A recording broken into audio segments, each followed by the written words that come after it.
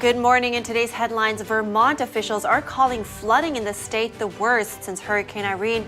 We take a look at the aftermath and at a California landslide that left a dozen homes clinging to the side of a cliff. Extreme heat across the U.S. from Florida to Arizona. We share what some people are doing to stay cool.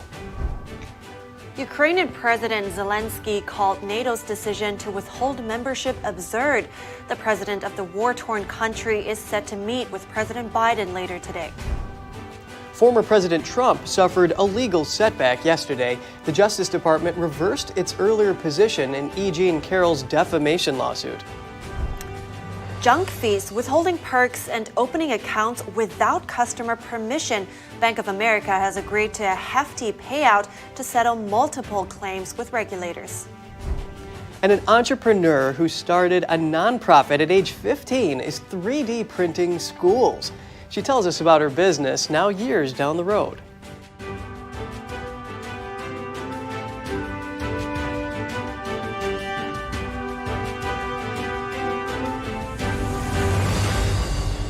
Good morning. Welcome to NTD. I'm Kevin Hogan. Good morning. I'm Evelyn Lee. Today is Wednesday, July 12th. Yeah, people are going through a lot right now. Yeah, that's right. Absolutely. But today we're starting off by looking at some severe weather conditions first across the U.S.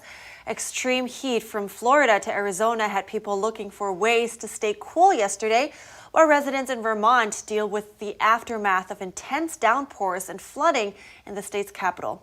NTD's Jeremy Sandberg brings us more. Torrential rains this week in Vermont caused rivers and streams in the region to swell and caused flooding in the state. City officials say a dam upstream from the state capital, Montpelier, is holding at max capacity and needs to release water into the north branch of the Winooski River. That could aggravate what the National Weather Service has called catastrophic flooding in Montpelier's picturesque downtown district. Going downtown, just realizing that you had water up to here was absolutely insane. Economically, things haven't really been the greatest for a lot of people right now, and I think, unfortunately, this could be kind of a breaking point for a lot of people financially. Business owners are cleaning up their shops and assessing the damage. I'm crying. My entire store is upended. My freezers are all over the place. Rescuers and firefighters used rafts to provide help to residents. Officials say search teams have rescued close to 120 people from their homes and cars by boat, and that more people were trapped at their homes in remote areas. Meanwhile, extreme heat across the southern U.S. has Americans looking for ways to stay cool. Many in Florida headed to the beach. Happy that our Airbnb has a pool. Glad that the Atlantic is nearby. I like it. I like tanning, so I love the weather and I love the sun, so this is great.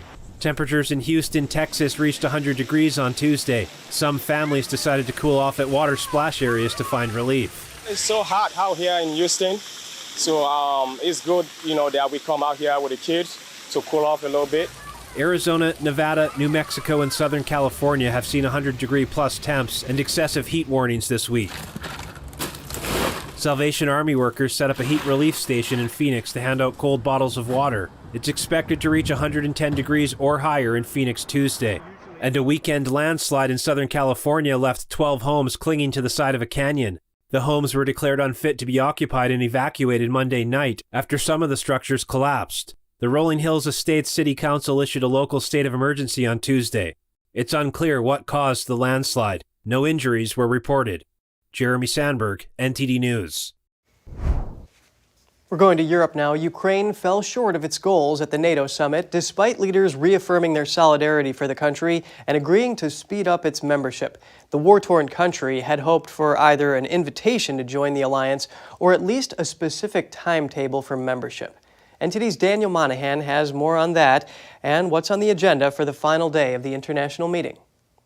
NATO Secretary General Jens Stoltenberg says governance and corruption are issues blocking immediate membership as well as an ongoing war. I think all allies agree that when a war is going on, that's not the time for making Ukraine a full member of the alliance. State Department spokesperson Matthew Miller also highlighted the danger of such a step. Because it would instantly put the United States in a shooting war with Russia. While President Joe Biden supported the wording used on Ukraine's membership.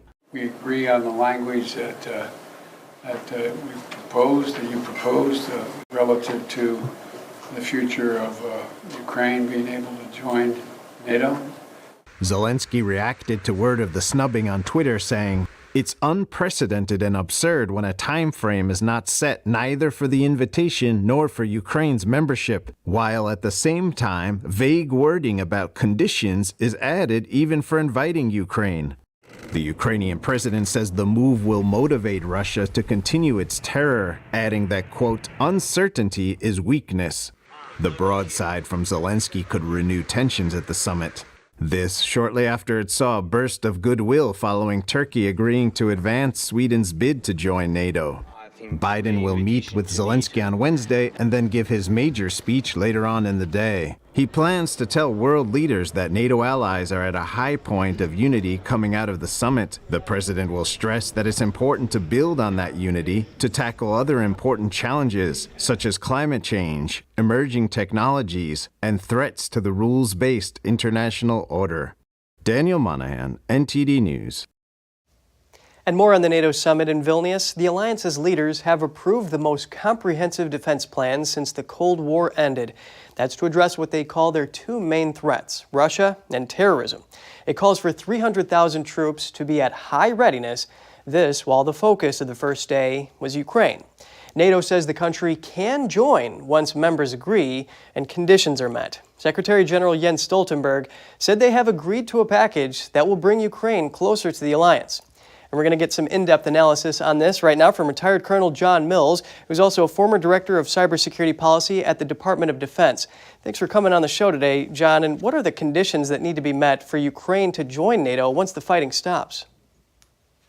Well, thank you, Kevin. Good morning. I think the Secretary mentioned that, and that is governance and corruption issues. Governance and corruption issues. It was always a bit of a stretch. It's been kind of consistent policy across numerous administrations that Ukraine was just a bridge too far from being a NATO member. There wasn't a compelling reason. It's also been a distinct red line by Russia that do not allow Ukraine in. Now, there are different categories, and I'm wondering if this is being addressed and not necessarily publicly announced. There's different categories of memberships. There's 2 or 3 different tiers of observer status. It might not have not been noted. Both Japan and South Korea were at this meeting. Why? Because they are have an official high-level observer status. Also Australia. So Australia might have been there. I worked to get Taiwan in as an observer, and they do have some kind of observer status. And I don't know the current state of affairs of that. So that it's could have very been interesting that you mentioned that observer status, John. I want to know, do you see the country being able to meet these requirements, and when do you see that happening, if so?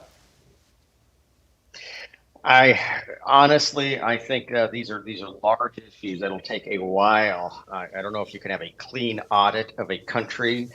Department of Defense has gone through clean audits for years, never passed one, and it's still the Department of Defense. It's going to take a long time to really understand what's going on.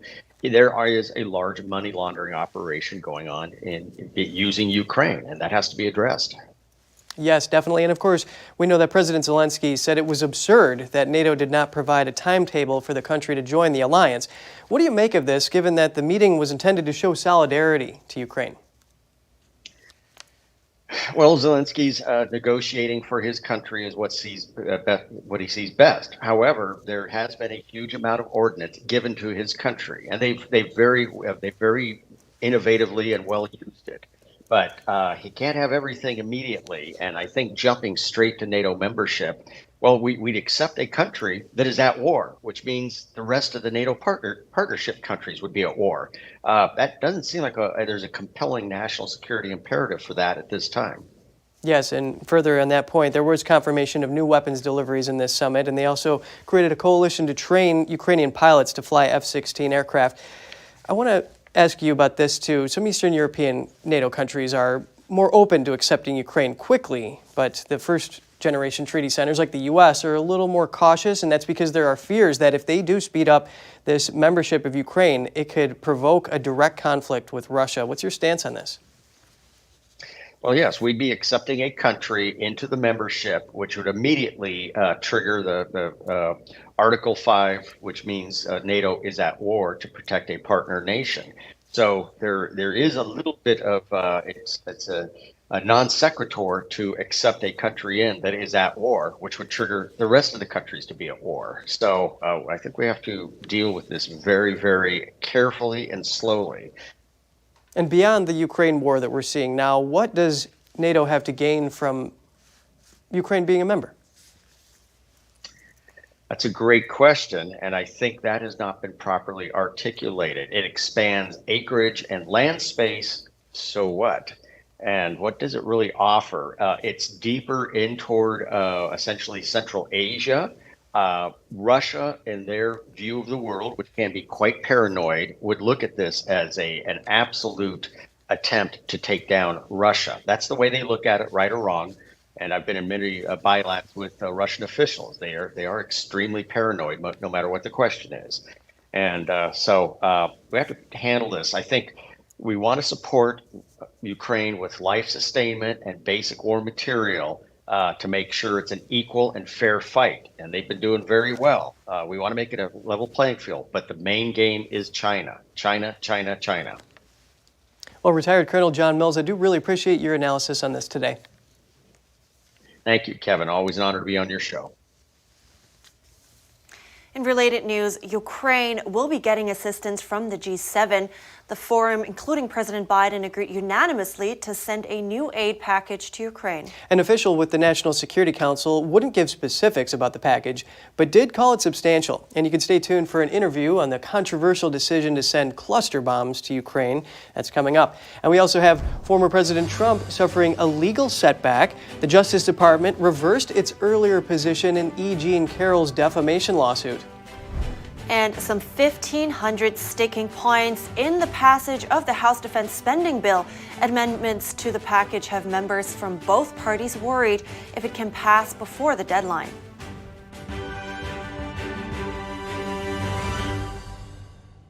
Shenyun Creations, the streaming platform from Shenyun, featuring world-class dance, past programs, and all original music.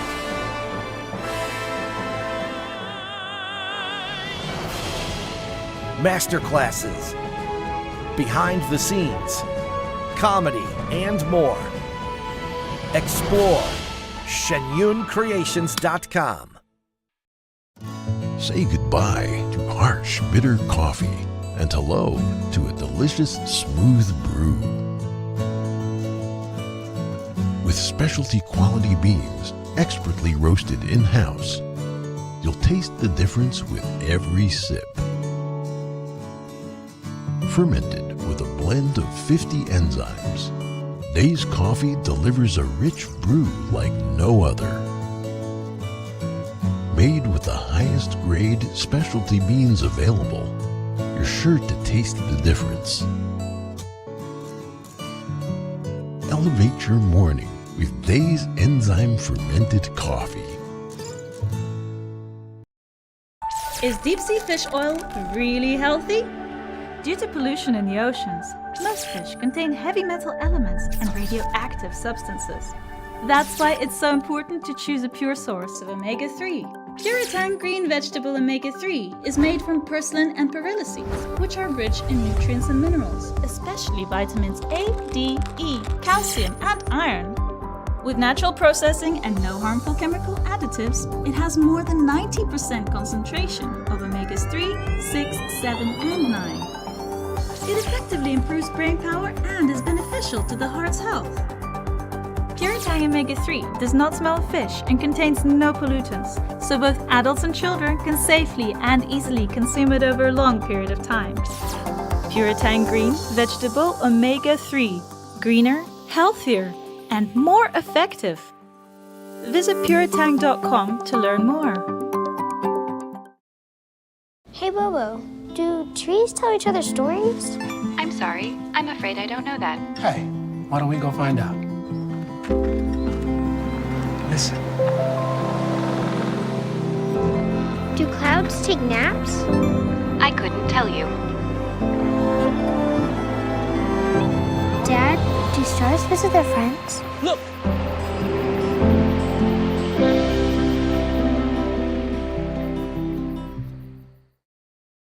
Anyone who's ever sold a home can tell you it is really hard. That's why who you work with matters. Together with Homelight, we've helped thousands of people sell faster and for the best price.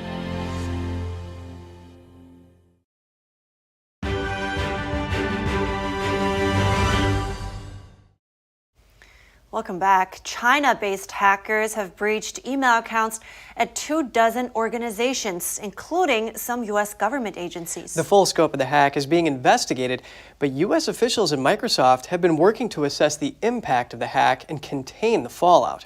Officials say the hack was an apparent spying campaign aimed at acquiring sensitive information. China has been labeled as the most advanced of U.S. adversaries in cyberspace. The FBI says Beijing has a larger hacking program than all other governments combined. The Chinese embassy in Washington, D.C. did not immediately respond to a request for comment. Former President Trump suffered a legal defeat yesterday. The Justice Department reversed its earlier position in columnist Kyiv defamation lawsuit against Trump. The Justice Department on Tuesday said that former President Trump can be held personally liable for his remarks in columnist Kyiv defamation lawsuit. Previously, the department had agreed with Trump's attorneys that he was protected from the lawsuit by the Westfall Act. It's an act that provides federal employees absolute immunity from lawsuits brought over conduct occurring within the scope of their employment. The move allows the case to move forward. It had been delayed by appeals over whether Trump could be held liable for statements he made while president. In May, a jury in New York concluded Trump sexually abused Carroll in the 1990s, but didn't rape her. The jury also concluded Trump defamed Carroll with comments he made about her and her claims. The jury awarded Carroll $5 million in damages. Trump denied her allegation of rape and said he didn't know her. In a letter to lawyers for Trump and Carroll, Justice Department lawyers said the department has determined that it lacks adequate evidence to conclude the former president was acting within the scope of his employment. In the letter, the DOJ lawyers cited the jury's verdict, Trump's October deposition, and new claims Carroll has made since the verdict. She claims that Trump defamed her again with comments he made during a CNN town hall a day after the verdict. From legal matters to the tech space, artificial intelligence. Some tout its benefits while warning of its dangers. Lawmakers yesterday were hoping to get a better understanding of this emerging technology. The Senate held a first ever classified briefing on it. NTD's Melina Wisecup was at the Capitol. This is a very new topic for Congress to tackle. Lawmakers repeatedly said they feel like this will be very difficult to regulate. And even if it is regulated here at home, it's almost impossible to prevent malpractices from happening abroad. Now, other concerns that lawmakers have on the impact here at home, they say they're concerned about how it will impact children, how the data collection will go, or if there's any incorrect data inputs that could create problems down the line. Now, Senator Rubio focused a lot on the economic impact, saying that it will replace high intellectual jobs. And he repeatedly said that over and over again. I asked him if this is such a concern for him, is there a way that Congress could prepare for this and possibly cushion the economic impacts? He said the only solution is really to prep the workforce for a transition. So here's what Senator Rubio had to say about his concerns as well as others. I think one of the things we're not talking about is how disruptive it will be economically. AI will do to higher educated workers in some fields what globalization did to workers in American factories. It's going to put some people out of work. It'll create new jobs, but it's going to eliminate some jobs. Anything that's harvesting massive amounts of data, you can always potentially use the data incorrectly. The AI does operate off a set of patterns, and the patterns can be wrong, right? So what's the validation of AI-related content? There's tremendous intellectual property concerns. So the senators were briefed today in the first of its kind closed-door briefing on this issue. They were briefed by the Director of National Intelligence and the Deputy Secretary of Defense. The overall goal here was really to get all senators up to speed on how AI is actually being used here in the U.S. And some senators we spoke to said that they feel they learned a lot more from this briefing than they did other types of briefings. For example, Senator Roger Marshall says that he actually learned that we're actually leading in the world when it comes to innovation in this area.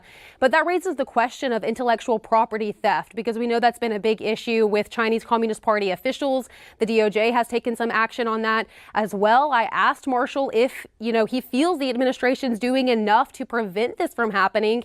He said no. But this is why Senate Leader Chuck Schumer says Congress needs to take action to make sure the U.S. stays #1 in the world with this new tech. Take a look. So I'd probably be more concerned about China's ability to steal our property than what they're going to innovate themselves. Congress working with the private sector to make sure that we innovate way ahead of everybody else, but at the same time that there are safeguards so that innovation doesn't get out of control or be used for negative purposes is very, very real as well.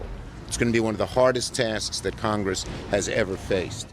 So Schumer has been pushing a bill that he says does have bipartisan support. But from the senators that we spoke with, we asked about this bill and the likelihood of it passing during this Congress. They said that they are very not familiar with this specific bill, but they say they do have an open mind. They say they just need to learn more about how legislation could actually move, as well as just learn more about the overall role that artificial intelligence actually plays in our nation right now. The U.S. House of Representatives is in disagreement over the advancement of its annual defense authorization bill. The package outlines policy and budget for the Department of Defense. So far, the bill faces major hurdles. Around 1,500 amendments were submitted to be combed through by the House Rules Committee yesterday. Amendments include the reinstatement of troops who refuse to comply with the Pentagon's vaccine mandate and a ban on drag shows on military bases. Some of the provisions the White House took issue with were bans on funding for critical race theory in the military and merit-based promotions. The bill gives military personnel a 5.2% raise and puts a special inspector general in place to look over U.S. aid to Ukraine. The number of amendments have members from both parties concerned about a timely passage. McCarthy is also under pressure from Democrats who want a bipartisan solution.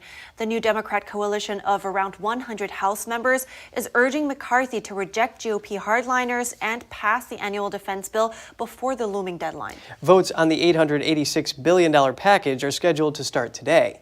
GOP leaders hope to pass the final bill by the end of the week. The Federal Reserve Bank recently launched Phase 1 of a new instant payment platform called FedNow. NTD's Daniel Monahan spoke with blockchain enthusiast and best-selling author Jeff Richfield about whether the move means increased federal control. FedNow is billed as a platform that allows financial institutions to provide safe and efficient instant payment services 24/7. But critics say it is the first step on a slippery slope towards a digital currency and increased control over what people buy and sell. Presidential candidate Robert F. Kennedy Jr. wrote on Twitter, "The Fed just announced it will introduce its FedNow central bank digital currency in July. CBDCs grease the slippery slope to financial slavery and political tyranny." Jeff Richfield fears a Chinese-style credit score use of a digital currency to subjugate citizens. So if they don't like the amount of meat we're buying, maybe you won't get as much meat that day at the grocery store.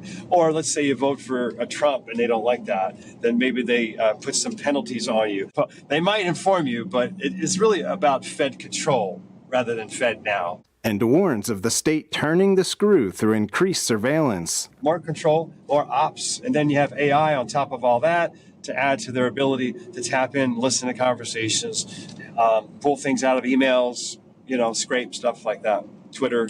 Richfield, the author of I Am, I Have, doesn't believe the transition to FedNow will be smooth and thinks people should prepare some cash savings in case of any bumps in the road or any forced bank holidays. The entrepreneur says people are meant to have an abundant life. That doesn't mean all money. Abundant life is wealth, health, relationships.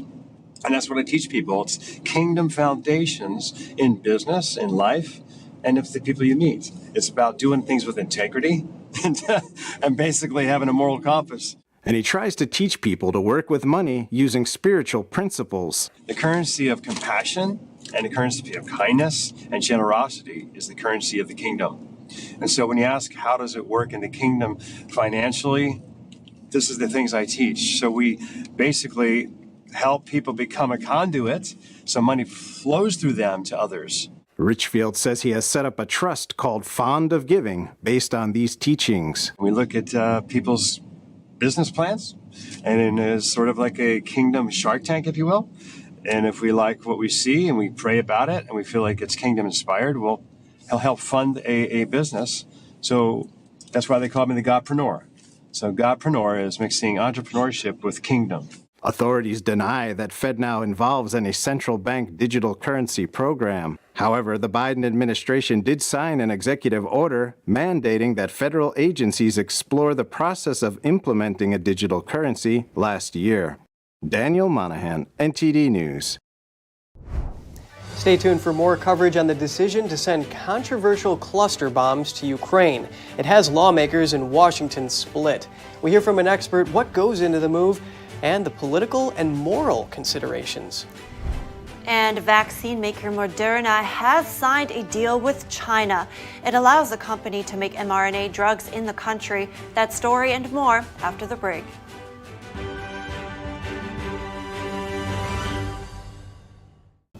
The stories that need to be told, the voices that need to be heard, the truth that you need to see. Get unbiased and in-depth news. Don't miss a beat. I'm Stephanie Cox. At NTD, we're here for you. What is China like really? Is it defined by its giant economy, an oppressive government, or its people? By the worst persecutors or the most courageous freedom fighters? We're lifting the veil to look at global impacts and how close the regime is to your doorstep. From eyewitnesses and analysts, get the facts. Here on China in Focus.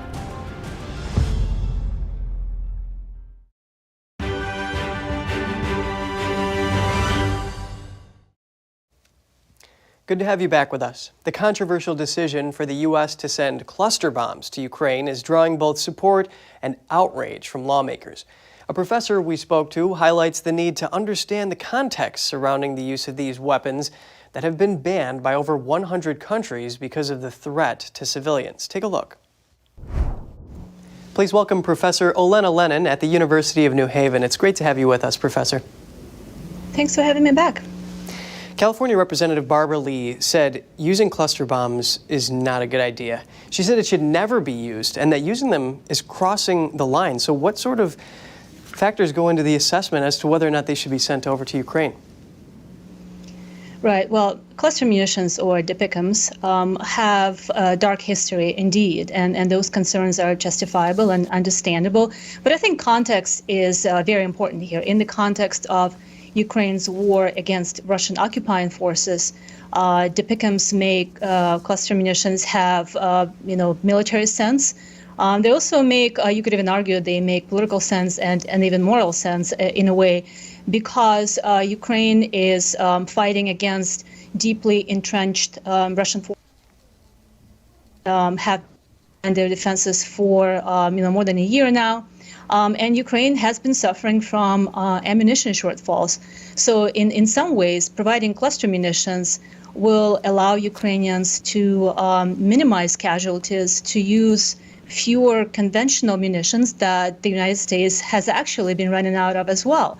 So part of the problem here is that because Russia remains a firepower-heavy type of a military, despite their losses, they have fielded a lot more artillery pieces in Ukraine. So Ukraine has been unable to keep... And Professor Elena, Democratic Senator Chris Coons is mirroring some of what you're saying, and he says he backs Biden's what he calls tough call, and he said Ukraine is quickly running out of these artillery ammo and that they may lose the counteroffensive if they run out. So what's the relationship between the United States stockpile and Ukraine's and the use of these cluster bombs? Right. The United States has committed to sustaining Ukraine's ability to defend its territory, but also the United States signaled that it supports the Ukrainian counteroffensive that has been underway for more than a month now, but it has been going much more slowly than had been anticipated. So to help Ukraine kind of maintain this momentum and to sustain the fight and to prevent the Russians from advancing any further and regaining momentum and rebuilding their forces, the United States resorted to this sort of a stopgap measure while they are working out, defense industrial mechanisms to provide more munitions, conventional munitions to Ukraine. So these munitions, these DPICMs, are expected to help Ukraine break through Russian defenses, minimize casualties, and also potentially dislodge Russian forces that have been deeply entrenched in Ukraine. And keep in mind, too, that Ukraine has provided written guarantees to the U.S. government that they will be keeping track of these munitions, of where they had been fired, and that demining processes have already been underway, and that the Russians have actually been using cluster munitions in Ukraine for much longer, including against civilian populations. So, and what you touched on there is very important. And also Jake Sullivan, White House National Security Advisor, said that Ukraine is not going to use these in populated areas, nor in Russia. Now, there are concerns that children are at risk if these duds stay around. So it was great having you on the show today. Professor Olena Lennon of New Haven University, thank you so much for your time today. Thank you. Vaccine maker Moderna has signed a deal with China. This will allow the company to work towards researching, developing, and manufacturing mRNA medicines in China. Moderna earlier today signed a memorandum of understanding and a land collaboration agreement with the city of Shanghai. This comes after the company's CEO, Stefan Bancel, met with Shanghai's top officials. The deal could be worth around $1 billion, and it marks Moderna's first expansion into mainland China. The drug maker said medicine produced under the agreement will be exclusively for the Chinese people and will not be exported. The latest deal comes as Moderna revenue growth slows sharply due to slow global demand for its COVID-19 vaccine, which is the company's only approved product. Moderna in February forecasts a possible net loss for 2023. And top military officials from the U.S., South Korea, and Japan met for a rare meeting at Camp Smith in Hawaii. The meeting yesterday came as North Korea launched its latest ballistic missile test. The missile was launched towards the Sea of Japan and occurred at the conclusion of the meeting. This year, North Korea test-fired its first ever solid-fuel intercontinental ballistic missile. It also failed in its attempt to launch its first ever spy satellite on a new launch vehicle. North Korea's use of ballistic missile technology, including for satellite launches, is banned by the UN Security Council. Kim Yo-jong, the sister of North Korea's regime leader, said yesterday that a U.S. spy plane repeatedly entered North Korea's exclusive economic zone and warned such flights may be shot down. A U.S. defense official who spoke anonymously said the planes were not flying in North Korea's economic zone and said North Korea's threats are unlikely to manifest. And now let's get to some short headlines from around the world. Russia launched a wave of kamikaze drone attacks on Kyiv and other cities for a second night in a row. This while Zelensky is at the NATO summit. Ukraine's military said most were shot down. Meanwhile, a report says a top Russian general was killed in an airstrike by a British-supplied missile in a Russian-occupied territory. And Germany said it found traces of subsea explosives in samples taken from a yacht. They suspect it may have been used to transport the explosives to blow up the Nord Stream gas pipelines. Diplomats in the letter to the UN wrote it's not possible to reliably establish the identity of the perpetrators and their motives. Moscow, Ukraine, and Western governments have denied involvement. Torrential rain triggered severe landslides and flash floods in India, causing massive damage and leaving many tourists stranded. At least 72 people have died in floods and landslides in the region. Paris's famous Notre Dame Cathedral has moved one step closer to restoration. Part of the new wooden framework was delivered on site by boat on the Seine River. The 100 or so trusses needed to rebuild the Great Roof were made using medieval techniques and 1,200 oak trees. The cathedral is scheduled to reopen to the public in December 2024. And coming up, junk fees, withholding perks, and opening accounts without customer permission. Bank of America has agreed to a hefty payout to settle multiple claims with regulators. And an hours-long hostage standoff in Las Vegas ends. We have some wild footage of furniture being thrown out a window at Caesar's Palace, so stay tuned for that.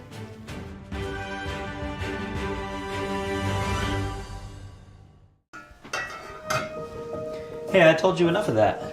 But look, this is different. It's Ganjing World.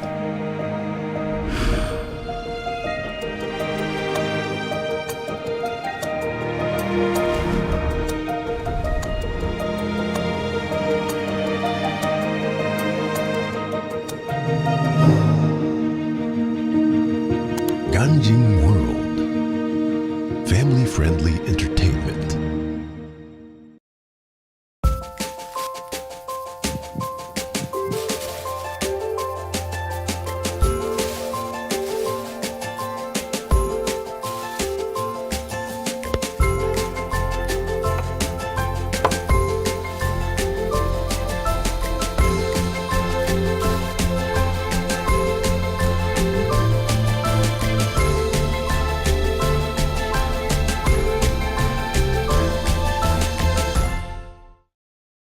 Ancient Scandinavians, often referred to as the Vikings, might not have been so simple and barbaric as they've been portrayed for the last decades.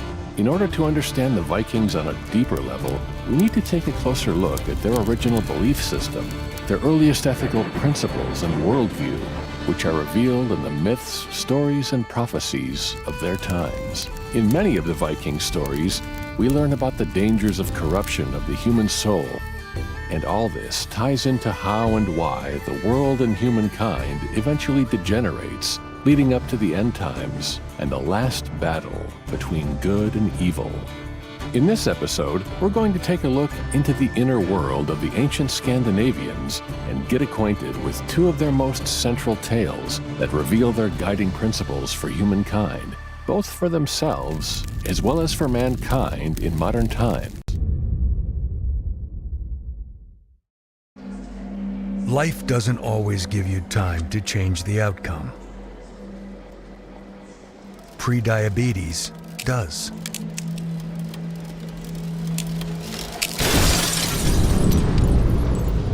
One in 3 adults has prediabetes, and you could be one of them. There are usually no signs for prediabetes,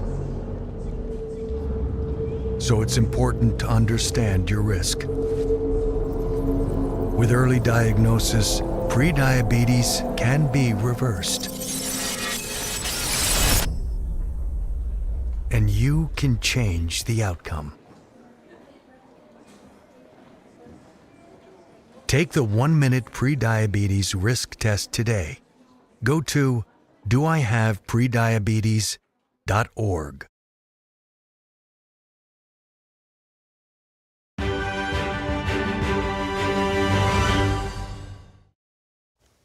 Welcome back. The manhunt for an escaped Pennsylvania inmate continues. The homicide suspect used bed sheets to rappel out of a Pennsylvania jail. This after climbing up a pull-up machine to gain access to the building's roof. Michael Burham has been on the run since last Thursday after his escape from the Warren County Jail near the Allegheny National Forest. Around 200 law enforcement officers are searching for the self-taught survivalist. Police say Burham is considered armed and dangerous and warn people not to approach him. Bank of America on Tuesday agreed to pay $250 million in fines. The payment is compensation to settle claims the bank systematically double-charged customers' fees, withheld promised credit card perks, and opened accounts without customer authorization. Authorities say Bank of America reaped hundreds of millions of dollars by charging multiple fees to customers who did not have enough funds in their accounts from February 2018 until February 2022. Regulators say consumers could not reasonably expect or understand they would be hit with a $35 fee each time the bank declined to pay a single transaction. They also say employees of the bank illegally applied for and enrolled customers in credit card accounts. Regulators added that the bank failed to make good on promised cash rewards and bonus points to tens of thousands of customers as well. And in Las Vegas, an hours-long standoff at the Caesars Palace Resort, a man was arrested and a woman described as his hostage was released unharmed yesterday. Las Vegas police say the standoff began around 9:15 a.m. That's when hotel security said a man and a woman were arguing and that the man pulled the woman into a room by force. The man said he was armed, prompting a SWAT team to secure the hallway outside the room. A chair, cushions, and other objects were thrown from a broken 21st floor window, frightening guests in a swimming pool area below. One onlooker told the Associated Press it looked like the man emptied the room of furniture. No injuries were reported. Police did not immediately say if the man in custody had actually been armed. Wow. That's some development there. I hope everyone's okay. That was down there below. Scary situation for sure. Yeah. And another story here, half of millennials and a majority of the Gen Z population have more than one source of income. That's according to a survey released this year. A business expert and lawyer told NTD's David Lamb that high costs are pushing today's young adults to get a side hustle. From finding an extra job, delivering takeout, or doing rideshare, it's quite common for today's young adults to have a side hustle, meaning they earn more money in addition to their main source of income. That's according to a survey recently released. The May 2023 survey from Bankrate says that 50% of millennials, people born between 1981 to 1996, said they earn extra income on the side.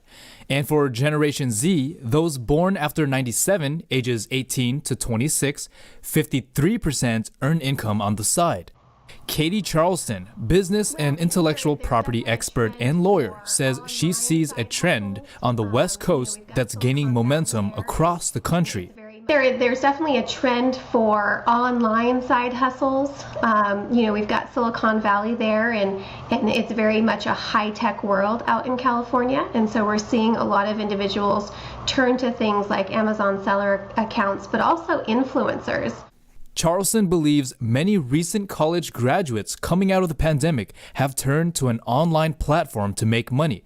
She's seeing them make careers out of the side gigs. What's driving up the trend of getting a side hustle? According to a survey by Deloitte, nearly 40% of Gen Z and millennials say they feel stressed or anxious at work all or most of the time. I think it's twofold. I think on one side of it, you have employers expecting as much effort as possible during the work hours and beyond to fulfill the role of a position because of extensive costs, which are due to inflation. And that would be the second reason that the employees are looking for side hustles as well. Inflation's at, all-time highs. And so we're seeing individuals who have been able to afford housing and childcare and groceries now face these inflated prices. Charleston said the prices of groceries and fuel pushed people to finding a way to supplement their incomes to survive in today's economy. And for those that want to run a business, Charleston advises to get things written down. For the younger entrepreneurs, it's important to remember to get things in writing.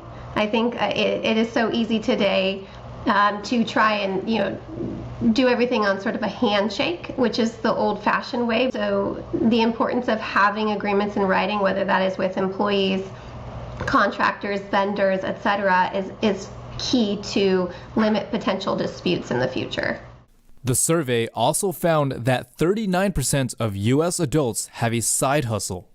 I know some of us may have an extra source of income or even considered getting one. It is nice to have that extra cushion just to get by. Now, out of the generation surveyed, baby boomers, who are ages 59 to 77, have the smallest percentage of side hustles, 24%. In Santa Clara, California, David Lamb, NTD News. U.S. shoppers could be in for a treat. Amazon yesterday launched this year's Prime Day. The 48-hour event offers deeper discounts on a wide range of goods and services. This year, for the first time ever, the company is also offering travel discounts. Here's NTD's Costa Jimenez. This year's Prime Shopping Day event is projected to surpass the previous year's events. So I'm really excited about kind of up to 50% off televisions, up to 50% off the top-selling toys, up to 75% off Amazon devices. So a really wide variety of great deals, and there's something for everyone. Last year's event saw U.S. online sales reach nearly $12 billion, up by more than 8% from the year before. Amazon is already facing stiff competition.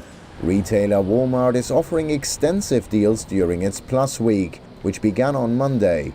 Also on Monday, Best Buy launched its Black Friday and July savings event.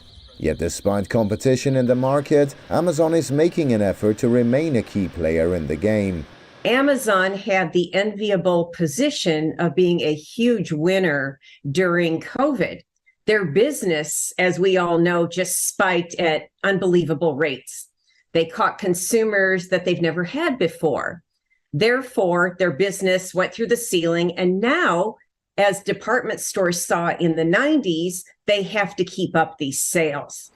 According to Bank of America projections, this year's Prime Day will generate $12 billion in gross merchandise value for Amazon in the US.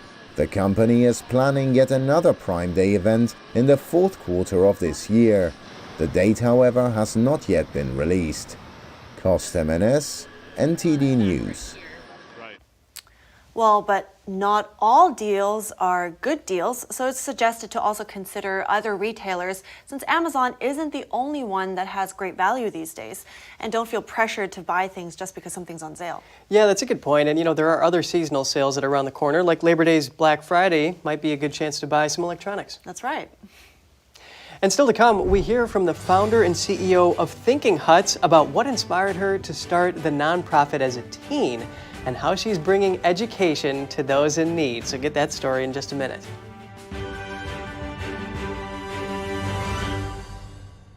According to Marx, everything must be seen through the lens of oppressor and oppressed. Our property rights have continued to get weaker. The threat of these takings is no longer just for public use, but also for better use. This means that the government can force the exchange of property from one private citizen to another private citizen. This is nowhere near the Founding Fathers' intentions. We now have a record share of Americans that have never been married, I being one of them. In fact, the median age of a first marriage has never been higher. Now you may be thinking this is only affecting single adults. Well, not exactly. According to Pew Research, 1 in 4 parents living with their child are unmarried. And let's take a look at how many children are currently living with either one parent or no parent.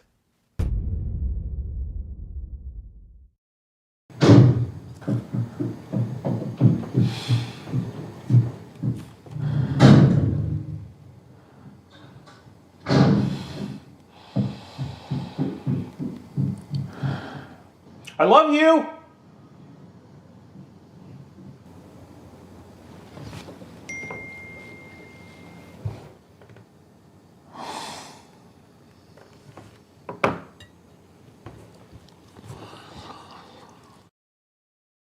I can remember being back in medical school where it was almost a depressing conception of the brain. We're born with so many neurons that peak like around 20, and then it's just a downhill decline from there.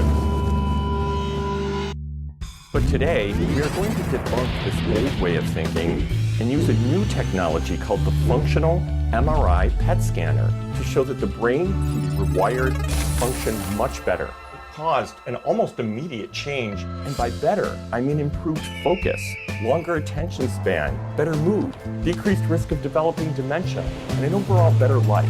So get ready to be surprised and even amazed. This is really exciting information as we explore what is possible, as we talk to thought leaders in the field. I needed to make sure I'm really that guy, okay. See the cutting edge tools they are using to assess the brain and hear from real patients about their dramatic healing process. That's good.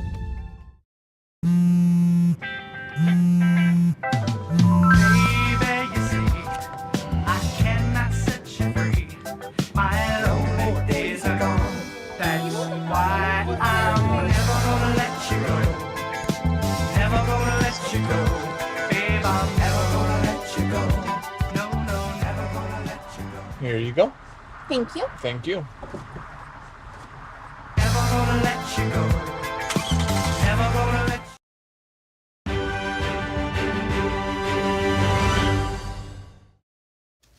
Okay, the moment we've been waiting for. I can't wait to hear more about this 3D printing. Oh yeah, great that you're excited. Well, we're going to hear the story of the founder and CEO of Thinking Huts.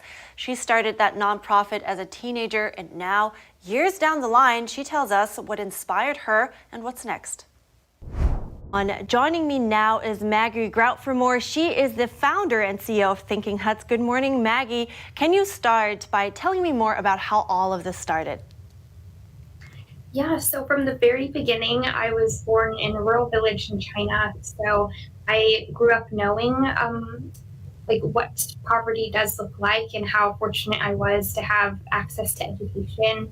I was later adopted around 2 years old, so I grew up the majority of my life in the US, and I just saw how transformational education had been in my life, and that's what led me to then starting Thinking Huts when I was 15. And I really wanted to make a difference by increasing access to opportunities for children in similar situations. And what effect do you want to have on the communities that you work with? You know, I mean, you're building schools for them, but what exactly is it that you want to give to those communities? The end goal would be to empower them with tools to then go on and achieve more opportunities in their lives. I think sometimes people approach charity work as it being more of a dependency thing, but that's not our goal. We want them to go on and not need us anymore. And I think that's something I try to emphasize to anybody I do talk to. That maybe is what sets us apart, that we don't want to exist, because that means we would have solved the issue we had set out to solve. Can you share some of the criteria, numbers that you saw that really indicated how much they needed a school or you guys to step in? So I would say a lot of it is maybe not so quantitative, but qualitative. So asking people what is their needs there, because I had considered several different countries when I first started out, and I found out the education crisis itself is quite expansive. But in Madagascar, the number one need happens to be infrastructure, whereas other countries, it might be teachers or cultural barriers that are prohibiting education access from occurring. And then in terms of the communities itself, we've actually had people reaching out to us, and we just cannot serve all of the needs for the schools that we receive. But the main factors probably would be the logistical feasibility because of the technology component. So how close is it to a port, and how many people it could be serving, because right now we're focusing more on campuses, so printing multiple of these classrooms in one construction period to try to get cost savings as well. So those are the main factors we do typically take into account, as well as how it can grow with the community, because sometimes it may not make sense to just print one. And you have to be more in a central location too. So for this next project, it will be serving 3 villages on the west coast of Madagascar. Now, what's next with Thinking Huts? What is the next milestones that you have your eyes on? So for the short term, we're in development for the Honeycomb campus. So this is the full-scale vision that we're currently raising support for. And so this will be incorporating solar power and also other facilities like water sanitation facilities, because we think beyond just the school building to make sure that it really is going to thrive long term. And then after that, we're looking more seriously to scale to other countries. We've received requests from maybe over about 15 countries at this point. So there's a huge need. It's just a matter of bridging the gap, I think, for philanthropic support. But more seriously, we would be looking at Kenya, because it's more similar in terms of, I think, Madagascar and government factors, and then also, I think, socioeconomic things too, that we also have to take into account beyond the need for the school itself. Yeah, so many things to consider, and all the best with that. I just think it's incredible and very admirable at looking at all the things they have reached at your age, and I think especially also that you're able to say that you're making a change in this world. So thank you so much, Maggie Grad. I really appreciate your time today and sharing this with us. Well, thank you so much for having me. You know, they're really doing big things over there. And you know, with the 3D technology, the students are seeing what's possible now. And they're actually, she said, they're actually starting to consider, maybe pursue something in their life that they didn't think it was an option, like entrepreneurship, like innovation. Yeah, so she's inspiring them and talking about someone that really understands the importance of education and just filling a need, really. And yeah, a need, like a really big one that she says they're not always able to even, you know, fill. So, well, if anybody's interested, just check them out online. It's called Thinking Huts. Seems like they need a lot of help, so yeah. Very productive endeavor. All right, that's all for today's program. We'd love to hear from you at goodmorning@ntd.com. Shoot us an email if you'd like. Thanks for watching. I'm Evelyn Lee. And I'm Kevin Hogan.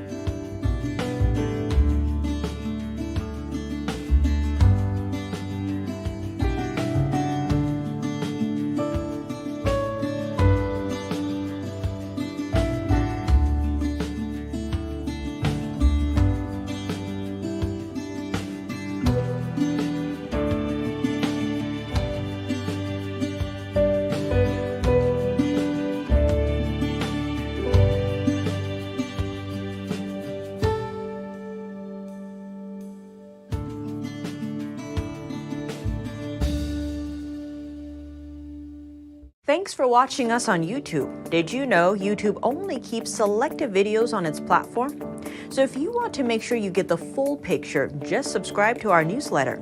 Go to newsletter.ntd.com and sign up. It's free.